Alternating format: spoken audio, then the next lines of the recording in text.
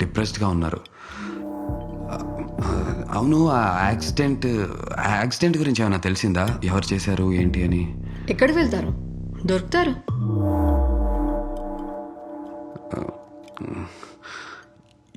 Usually CCTV camera footage అది ఉంటుంది కదా.